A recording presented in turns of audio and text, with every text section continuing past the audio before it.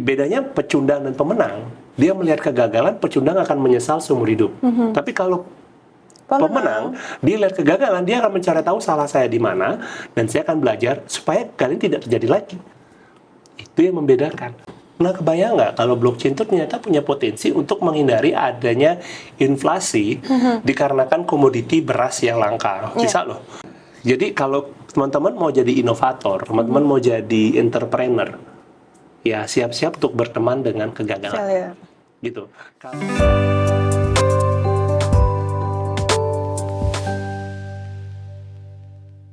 Hai, welcome to BTS bersama saya Winda selaku host dalam segmen Founders Talk. Nah, di episode pertama ini kita akan bahas teknologi yang lagi hype banget di kalangan tech enthusiast yaitu blockchain. Nah, kita sudah kedatangan satu founder startup yang ada di Bali yaitu Mandala Chain. Kita akan ngobrolin apa sih itu blockchain. Mungkin langsung aja kita sambut tamu kita, Pak Anta. Halo, welcome Pak Anta. Apa kabar? Baik Winda. Thank you for having me. Iya, sama-sama sudah berkenan datang ke podcast BTS yang pertama. Iya, pertama ya. Iya, langsung nih mendatangkan dari Silicon Valley datang ke sini nih, wih. Oh, enggak sih, dari rumah sih. Oke, sebelumnya saya pengen mengucapkan selamat dulu nih karena sudah mewakili Bali ke ajang internasional Silicon Valley yaitu Startup World Cup yang mewakili Bali kemarin menang acara kita di Living World kemarin. Nah, mungkin bisa bagi-bagi pengalaman dulu, Pak. Gimana sih di Silicon Valley kemarin? Mungkin teman-teman inovator penasaran nih gimana sih rasanya berada di Silicon Valley? Jujur aja ya, bingung. Karena ya tidurnya bingung, makannya bingung. Sana jujur sampai sana. Ya kita berangkat kemarin itu acaranya kan tanggal 2 sama 2, 3, 4 ya.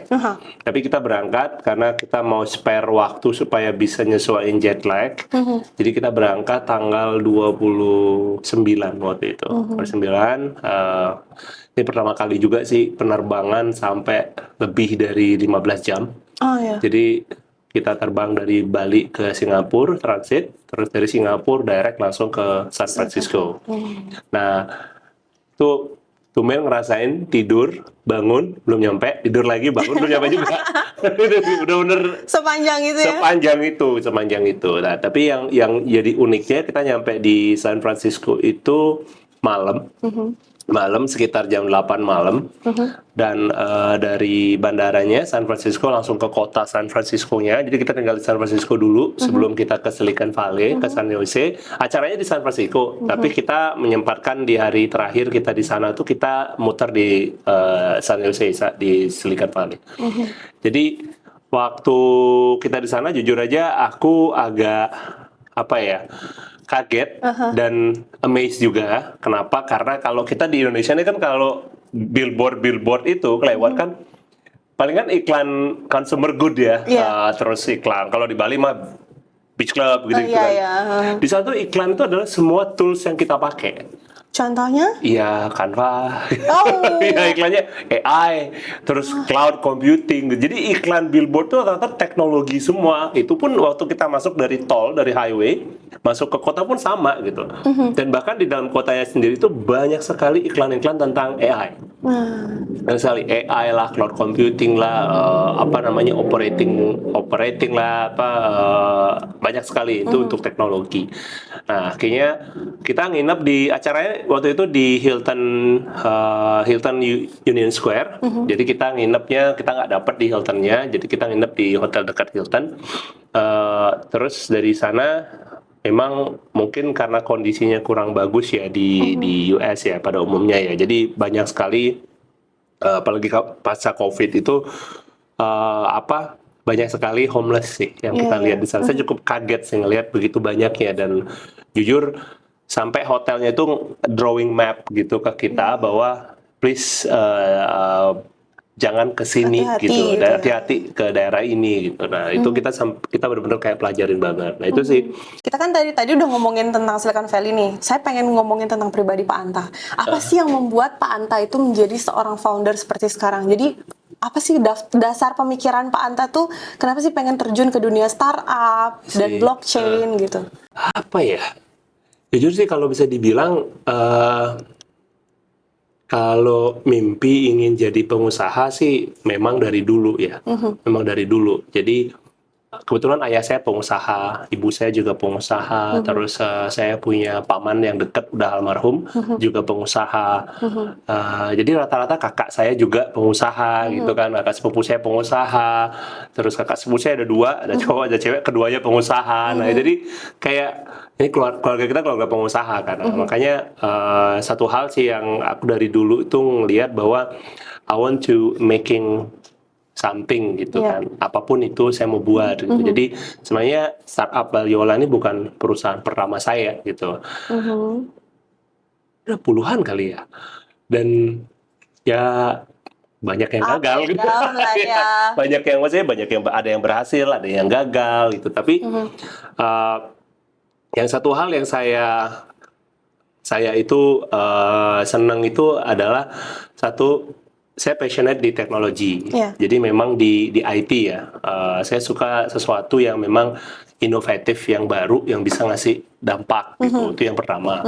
Yang kedua, sebagai pengusaha, orientasi kita pasti adalah mencari wellness kan, di wellness gitu. Nah, ini gara-gara juga kebanyakan baca bukunya Robert T. Kiyosaki lah, baca bukunya Napoleon Hill lah gitu. Nah, jadinya orientasi saya tuh aku pingin bebas finansial, tapi untuk menjalan ke sana tuh ada jalurnya gitu kan. Nah, jadi semua jalurnya sempat kujalanin. Usahaku pertama itu SD kelas 2. Ya, penyewaan komik waktu itu yang di mana saya jalanin 3 tahun bareng sama adik saya di Malang, dokter bedah tulang. Dia juga pengusaha, jadi dokter tapi punya usaha lumayan banyak, kafe dia punya di sana di Malang. Itu pun kelas 2 buka, itu ide dari almarhum paman saya. Kebetulan saya suka baca komik ya, akhirnya kelas 2 kelas 3 itu, nah udah kelas 5 komiknya hilang semua. Karena nggak ada yang mau balikin teman saya. Kan kampret banget teman-teman tuh.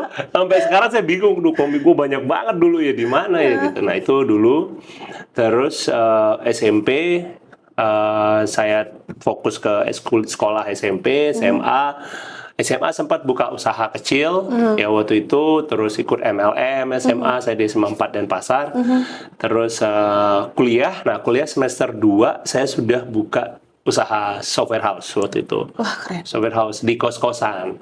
Ya, jalan kos-kosan saya kan kuliah di Bina Nusantara kan, di Binus. Jakarta, Binus. Nah, ada nama kosan kita tuh Salam Raya, Jalan Salam gitu kan. Nah, di sana tuh ada kosan Salam Raya 72. Nah, kita namanya Software House Salam Raya. Udah gitu. Cuma teman-teman aja di Berdasarkan kosan tempat ya. Kebetulan tim yang ngekos itu banyak kakak kelas lah dari Palembang, dari mana gitu. Sampai sekarang masih tiktokan sama mereka juga. Mereka sudah ada yang di IBM, ada yang di IWS, macam di mana-mana lah dia. Mereka ada yang di Azure juga kan. Nah, kita handling untuk bikin website gitu dulu waktu semester 2. Habis itu semester 3 saya bikin perusahaan lagi. Semester 2, semester 3, semester 4 itu bikin perusahaan tapi di luar IT.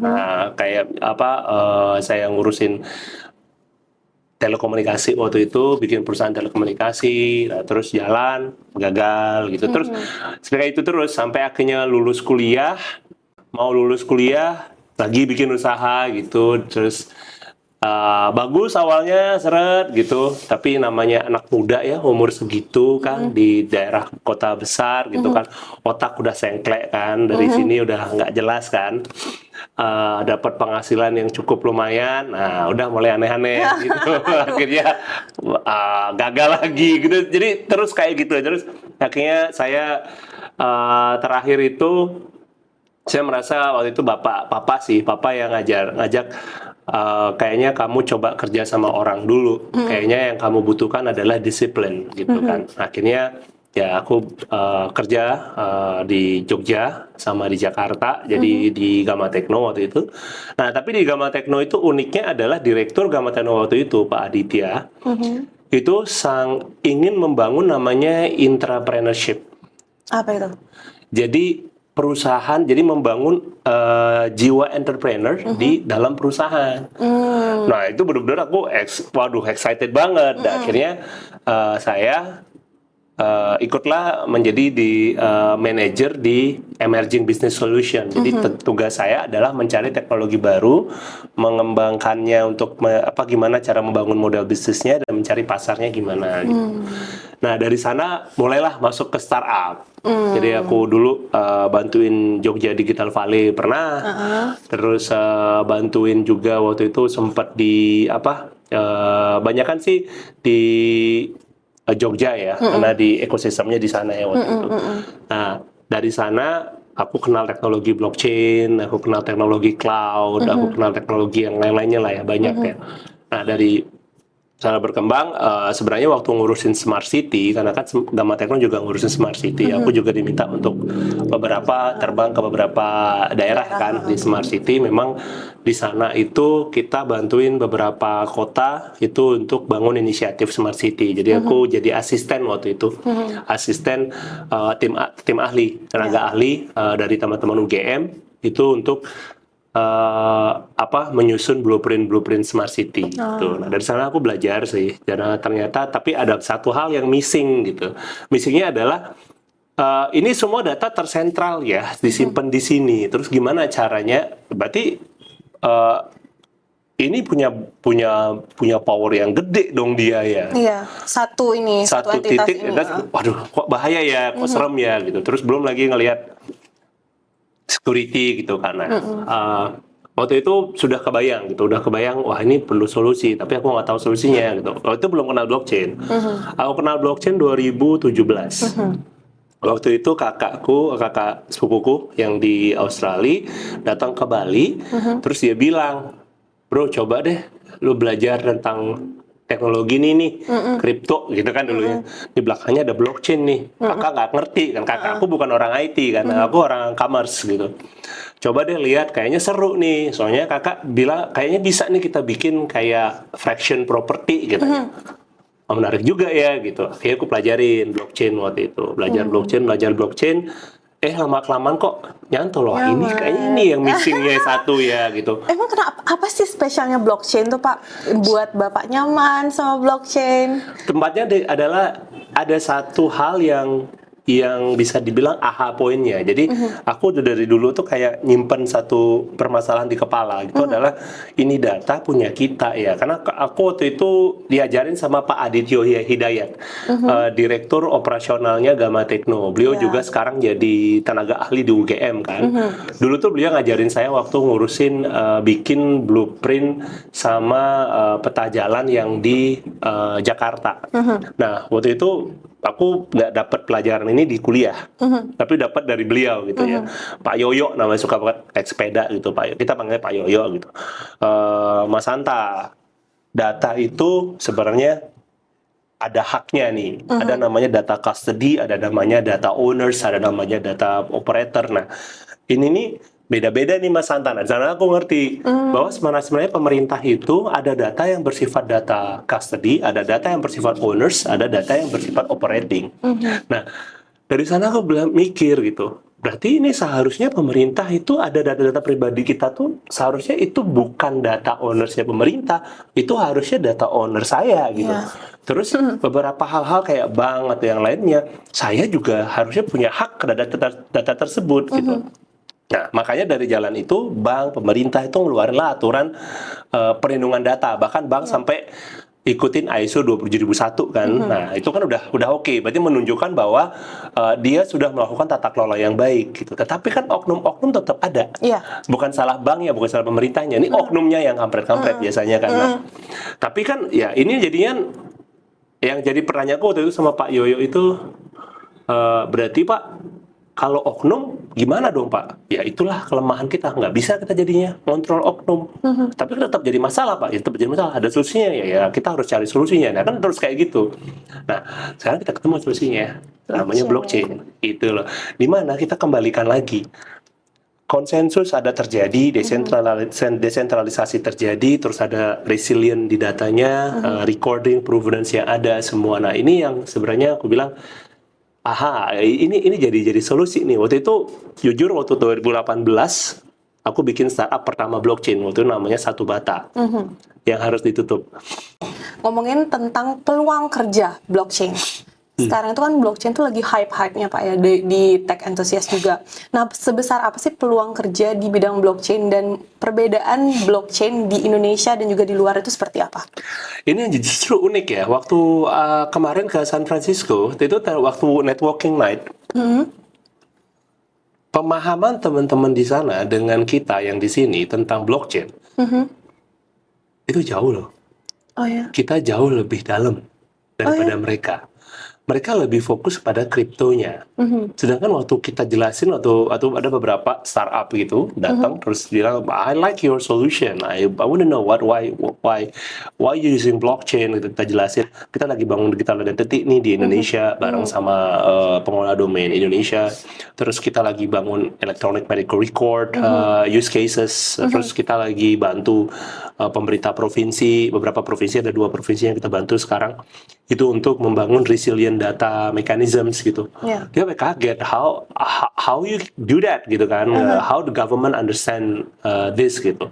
Kita bilang bahwa perjalanan ini kan sebenarnya bukan perjalanan kemarin gitu. Ini udah perjalanan dari tahun 2020 semenjak saya ngobrol sama Bapak Putu Yuliarte waktu itu di Backcraft, dan dari sana kita mulai advokasi pemerintah, enterprise, asosiasi semua tentang blockchain. Gitu.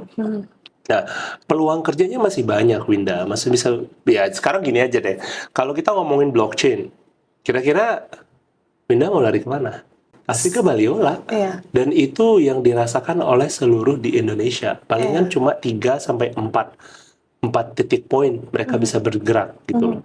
Nah, ini makanya bisa dibilang masih gede banget dan kuenya besar. Karena blockchain itu sebenarnya sebagai complementary. Jadi bukan istilahnya kayak pendamping dari sistem yang ada sekarang. Jadi bukan menggantikan. Nah, developer blockchain sendiri itu sangat amat langka sekali. Kami aja butuh lebih dari 10 developer untuk bangun Mandala Chain. Terpaksa kami harus import dari luar. Biayanya nggak kecil juga tuh. Nah, terus yang kedua, itu baru developing. Belum implementasi. Implementasi sendiri kita butuh smart contract developers, kita butuh arsitektur lah, kita butuh security lah, segala macam. Itu lagi dibutuhkan. Harus ada, walaupun kita ngerti ya, ini developer back end, ini developer front end gitu. Mereka ngerti nggak cara ngomong sama blockchain-nya? Mereka harus ngerti juga setidaknya konsepnya, sama sedikit oke, saya pernah punya pengalaman untuk interaksi dengan blockchain gitu. Nah, itu harus ada juga. Terus belum lagi kalau di sisi sistem analis sama business analis, kita sebut sebagai blockchain analis kan. Nah, itu juga harus ngerti bagaimana.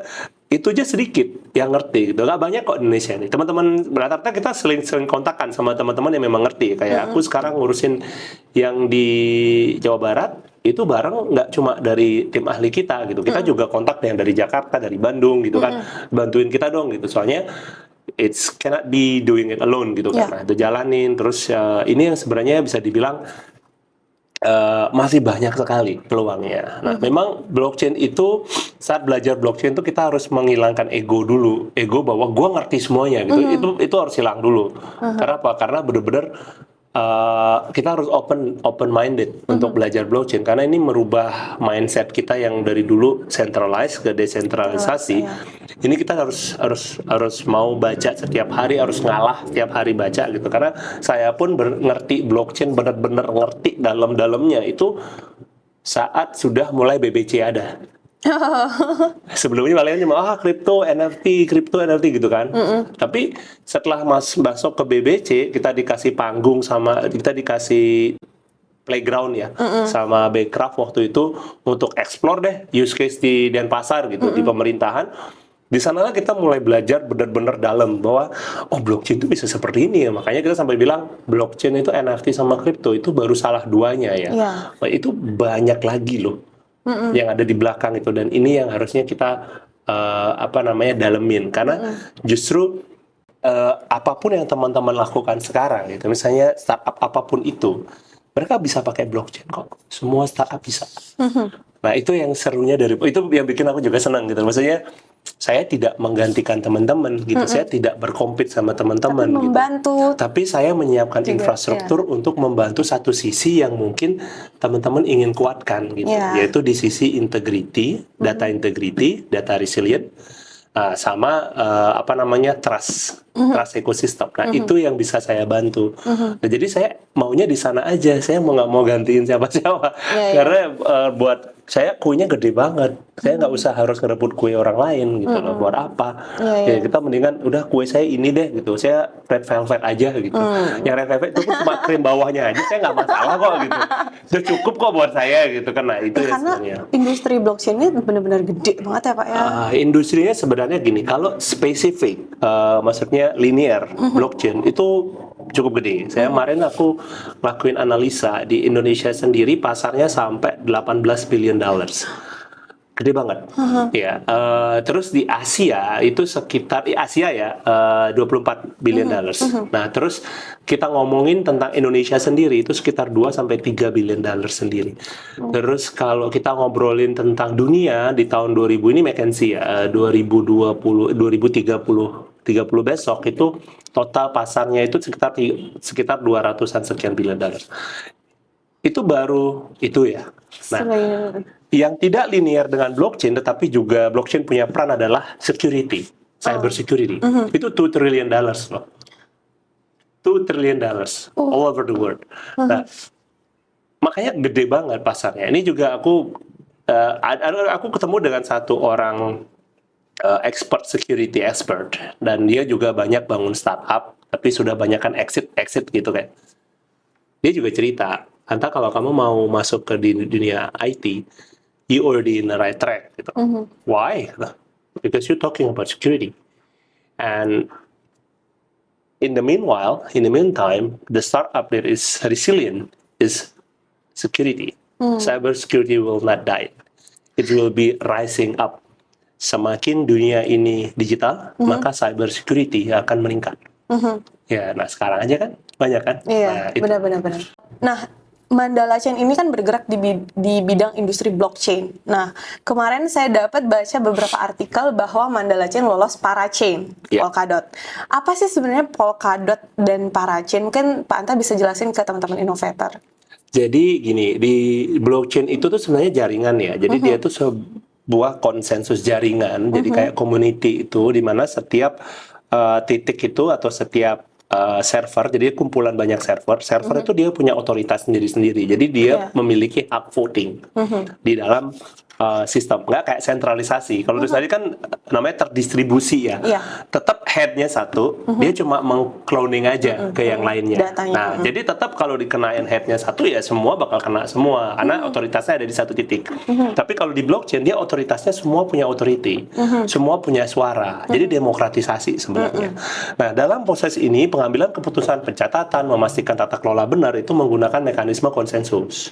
Nah, Polkadot itu adalah sekarang itu dia itu full decentralized blockchain.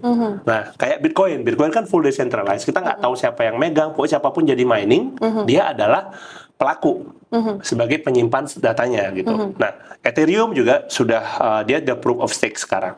Nah, Polkadot itu dibangun oleh co-foundernya Ethereum, namanya Gavin Wood. Nah, dia bangunlah jaringan Polkadot yang dia mempunyai fokus, dia mau ingin jadi layer 0, bukan layer 1. Ethereum itu layer 1 ya, Bitcoin juga layer 1. Layer 0 ini, kenapa disebut dengan layer 0? Jadi, semua orang ini, yang siapapun boleh connecting sama layer 0 ini. Terus dia saling interoperability. Nah, masalah sekarang blockchain itu kan, saat satu jaringan ini, dia kayak silos, dia udah sendiri doang gitu. Nah, inilah makanya dia buatlah layer 0, Polkadot. Nah, untuk menjadi layer 1, nah ini limited, angkanya limited. Nggak bisa semuanya mengajukan. Jadi kita harus mengajukan untuk jadi parachain. Nah, ini yang layer 1 namanya parachain. Nah, untuk mengajukan parachain itu, kita harus bidding sama semua blockchain yang ada di dunia yang mau ikut. Kita bidding waktu itu. Nah, ada 2 cara biddingnya. Bidding kan pakai uang dong. Nah, pakai DOT kita biddingnya. Jumlah DOT kan tokennya Polkadot kan DOT namanya, DOT. Nah, untuk bisa bidding ada 2 cara. Self-funded atau crowd loan. Nah, crowd loan itu kita kasih ke komunitas, kita jelaskan semua pasar kita, visi kita. Nah, komunitas memvoting kita dengan memberikan dotnya dia, meminjamkan dotnya dia, di mana kita kasih bunga berupa token kita sendiri, yaitu kepeng. Gitu sebenarnya. Nah, kemarin waktu kita memutuskan crowd loan, sebenarnya kita ada dana kok kalau mau self-funded. Tetapi kita pengen runway kita agak panjang ya. Jadi kita juga pengen tes pasar, apakah use case Indonesia itu cukup seru buat pasar, dan apakah ini, ya kita bukalah crowd loan.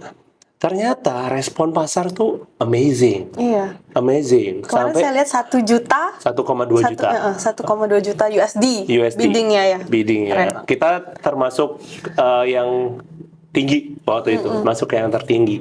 Dan cukup waktu kan bidding itu tidak yang mana yang besar langsung menang, enggak. Jadi pakai candlestick auction namanya. Apa itu, Pak? Jadi tahun 78 73 gitu. Itu ada mekanisme bidding gitu loh. Jadi bidding itu karena kalau kayak Amazon kan biddingnya siapa yang duluan, jadi biarin aja dia bidding. Terakhir udah mau habis, gua baru hantam harga kan. Ini kan nggak fair ya. Dia dengan full tiap hari, dia sangat ikutin biddingnya gitu kan, jadi nggak fair. Nah, makanya ada namanya candlestick auction, di mana kita harus terus bidding, terus bidding.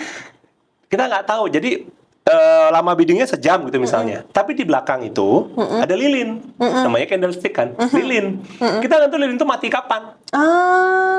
Oke. Jadi jadi kalau di blockchain di parachain itu setiap 6 detik dia mengcapture siapa yang menang.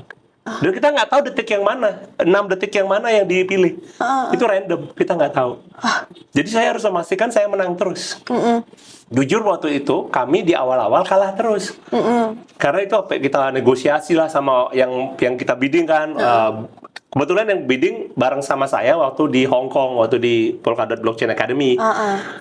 Tolonglah kita aja yang menang gitu kan. Nah, kamu bisa lanjut lagi yang lain. Waktu itu kita baru ngumpulin, nggak banyak, waktu itu baru $600,000.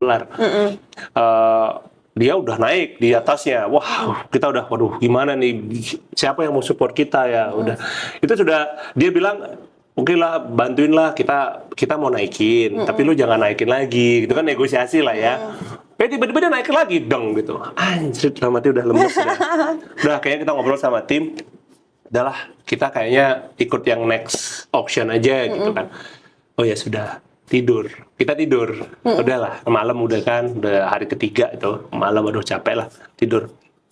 Besok bangunnya, loncat kita ke $1 juta langsung. Siapa yang masukin nih? Itu kita cek semua kan, siapa yang masukin nih gitu. Itu kita sebanyakan bukan dari Indonesia, kita nggak tahu itu siapa.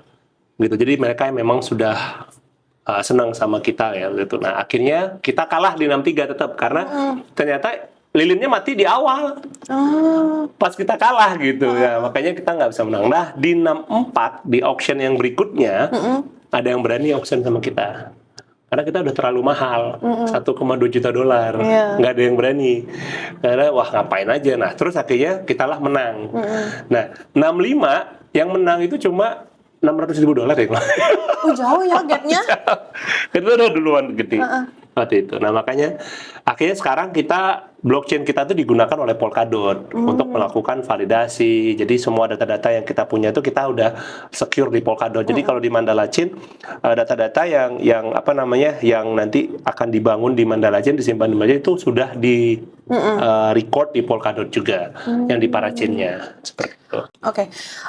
Nah ngomongin tentang startup, kan ada banyak banget industri yang ada, nggak cuma di Bali, di Indonesia juga banyak. Nah gimana sih caranya blockchain itu bisa masuk ke masing-masing industri itu, Pak? Kayak industri tourism atau memang bekerja di industri finance. Jadi blockchain itu bisa masuk untuk membantu si startup ini untuk berkembang gitu. Yeah. Sebenarnya kalau aku kemarin itu kita punya frameworknya ya. Jadi blockchain itu ada 4 sisi. 4 sisi implementasi. Yang pertama adalah blockchain bisa digunakan untuk capitalization. Jadi mengumpulkan rising fund, jadi funding. Nah, dia bisa membuat tokenization, jadi membuat token dan bisa memecah kepemilikan perusahaan atau apapun itu untuk jadi token-token dan itu bisa diperjualbelikan dengan proving dan mekanisme yang bisa dibilang resilient. Susah untuk dihack, susah untuk diretas. Nah, jadi ada trust di sana. Nah, bisa untuk kapitalisasi. Contoh misalnya kalau teman-teman di startup itu, contoh nih ya, startup ini tentang membangun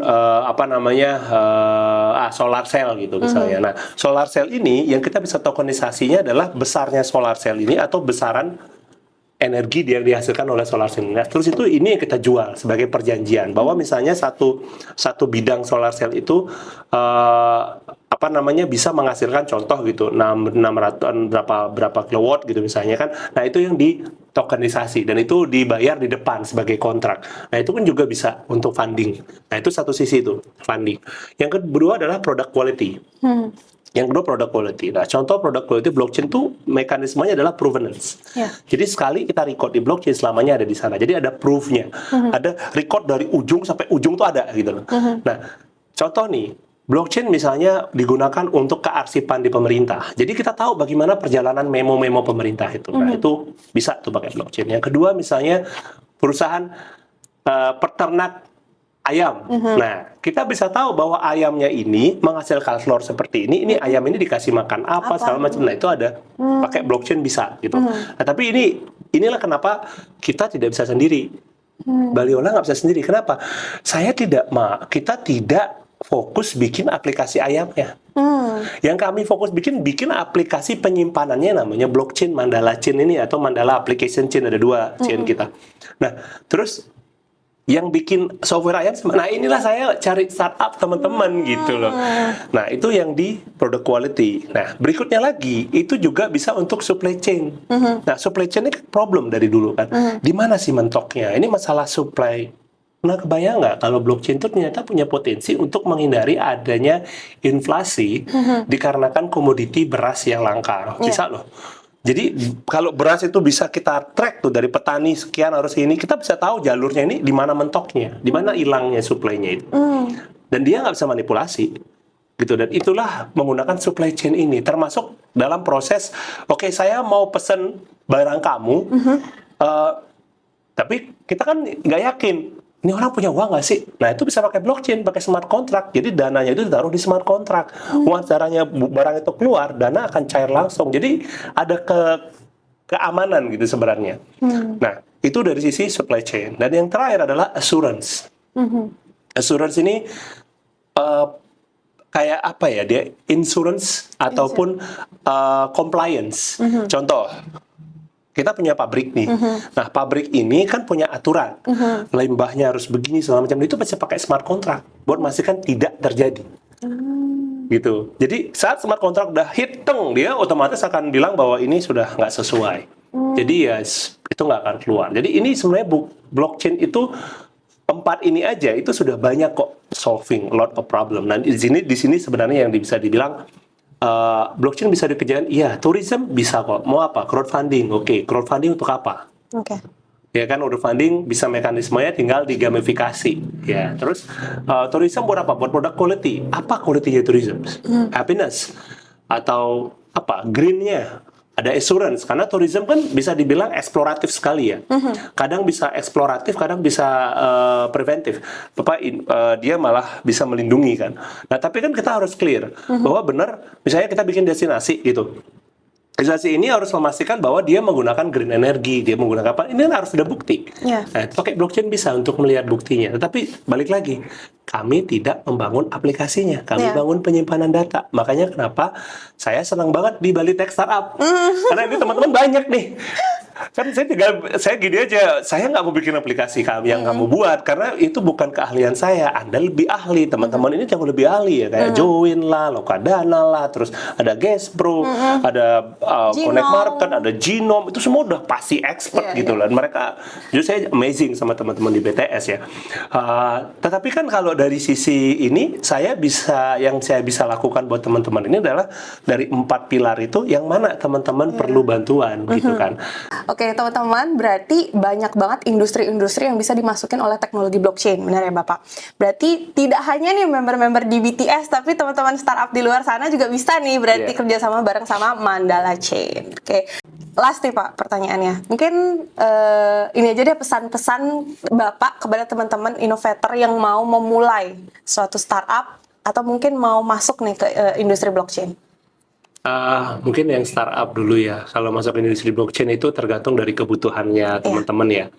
Nah, untuk startup, saya belajar waktu kemarin kita ikut workshop di Silicon Valley ya. Namanya The Other F Word.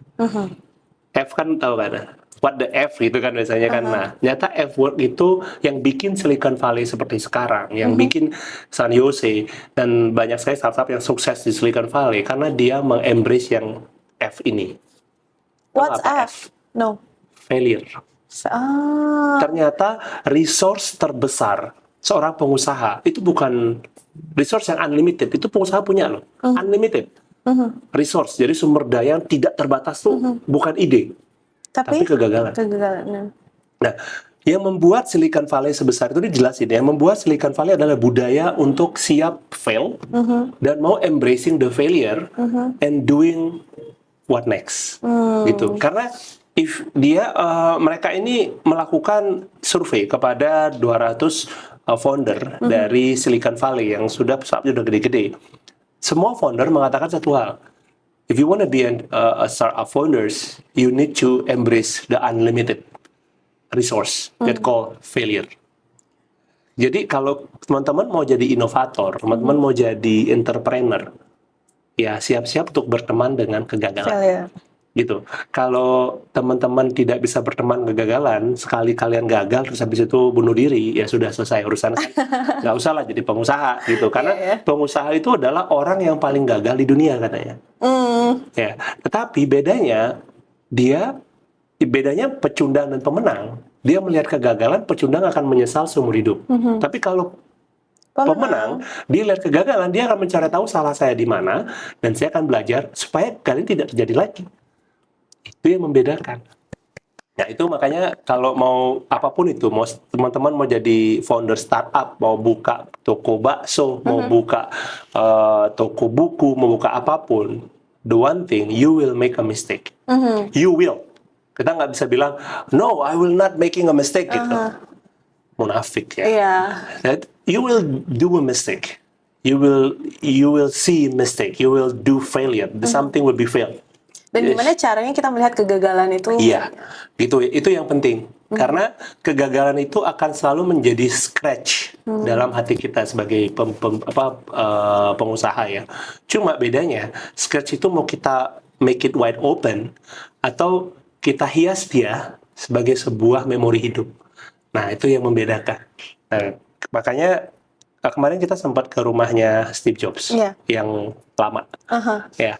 Yang dia dari Apple dimulai pertama. Membuat Apple dia di sana ya. Justru itu emosional banget buat saya, sampai berlinang air mata. Jujur aja waktu gila ya di sini mulainya gitu. Nah, terus dari sana kita berangkat ke Apple Park. Gede banget kan. Itu kita ngerasa bahwa yang saya pikirkan adalah apa yang Steve Jobs korbankan untuk bisa mencapai seperti ini gitu kan. Apa yang mereka korbankan? Yang saya pikir adalah ya yang mereka korbankan adalah dirinya sendiri. Karena apa dia korbankan? Dia siap untuk jadi blame. Karena kan kalau saya nggak tahu siapa yang ngomong ini ke saya ya. Dulu tuh sempat waktu di Jogja kalau nggak salah dibilang adalah CEO itu dia beda tipis antara hero dan penipu. Kalau perusahaan startupnya sukses, dia akan jadi hero untuk siapa? Shareholder. Tetapi kalau startupnya gagal, they will be a fraud. Karena kamu kan menjual mimpi. Ternyata mimpi itu tidak terjadi. Jadi kalian nipu gitu. Ya kan kemarin juga kita ceritakan, kita dapat cerita dari Join gimana dia dari kebakaran katanya gerakan sampai akhirnya sekarang udah kembali gede lagi, banget ya. gede banget. Genome, terus ada Gas Pro, teman-teman. Jadi kan sebenarnya saya juga belajar dari mereka gitu. Maksudnya mereka banyak yang mereka korbankan loh gitu loh ya, beli Indra lah, beli Dedi lah, terus ini semua teman-teman pasti berkorban banyak hal ya. Cuma kan yang kemarin banyak cerita saya kan ini bertiga ya sama beli Surya kan. Iya, Surya. Memang saat kita menjadi inovator memang keren, tapi itu ada harganya. Harganya adalah kegagalan. Nah, siap nggak? Kalau siap, gas. Karena memang itulah nature-nya. Kita pasti gagal. Kalau pengusaha itu pasti gagal. Nah, bertemanlah dengan kegagalan. This is the other F word. Ya semuanya. Dan kalau aku punya datanya, aku lupa, aku belum share ya. Nanti aku share datanya. Ternyata semua yang kita lihat sukses itu kalau dilihat statistiknya itu lebih banyak gagalnya daripada suksesnya lah. Iya. Sebenarnya. Karena kebanyakan pengalaman yang mereka nggak akan mereka terapkan di. Ya, karena gini, masalah gini. Jarang orang mengekspos kegagalannya. Tapi kalau kesuksesan pasti banyak orang ekspos kan. Pak gila-gilaan kan. Makanya itu dia. Makanya kalau gara-gara yang kemarin itu datang dari Silicon Valley, terus saya sempat sakit kan. Nah itu saya baca buku, terus saya coba lihat semua startup yang sudah sukses-sukses kayak Canva lah, kayak Zoho gitu-gitu. Saya cuma mikir berapa kegagalan ya yang mereka sudah hadapin ya, cuma sampai jadi nih produk ya gitu loh. Seberapa komplain, seberapa ini ya, gila loh. Gitu. Dan itu yang saya pikirkan. Jadi sekarang cara berpikir kayak gitu jadinya gitu loh. Gara-gara saya baru ngeh bahwa memang resource yang paling besar pengusaha itu adalah kegagalan. Ya, gitu. Oke. Last question. What's next, Pak? Nextnya adalah scale. Next is scale. Kayak rata-rata bilangnya gitu sih ya. Tapi kita sekarang Baliola lagi raising fund untuk pertama kali. Mandala Chain sudah raising fund dari awal tahun. Kami yang Baliola sekarang yang raising fund gitu dengan equity. Kita lagi nyari seed investor. Kita lagi nyari seed investor sekarang. Ada beberapa venture capital yang kita sudah ajak diskusi. Thank you juga nih buat teman-teman di BTS. Jujur banyak ngebantu. Ya, bantu mulai dari ini kalau ngobrol jam berapa tak telepon gitu, bro gimana nih, gua punya share-nya kayak gini. Nah, dia ngasih banyak yang ngasih masukan, insight-insightnya luar biasa gitu loh. Makanya next-nya saya sekarang adalah scale up, dan jujur BTS sangat membantu ya, teman-teman yang memang member di BTS sangat bantu kita untuk melakukan itu. Baik yang memang teman-teman yang baru membangun startup, mereka juga kolaborasi sama kita, dan itu jujur aja itu memberikan kita juga source of credibility. Terus teman-teman yang memang sudah bergerak, udah mendapatkan pendanaan luar ini malah juga bantu kita dari sisi membantu kami untuk menstrukturkan rising fund kami seperti apa. Nah, ini yang bisa dibilang ya cuma BTS yang bisa sih kayaknya kalau menurut saham kami ya. Cuma BTS yang bisa. So, highlight. Ya, terima kasih banyak Pak Anta sudah mampir ke podcast BTS, dan di segmen ini Pak Anta yang menjadi tamu yang pertama di segmen Founders Talk. So, siapa tamu yang akan datang lagi kita lihat nanti. Terima kasih. Thank you Winda. Thank you teman-teman.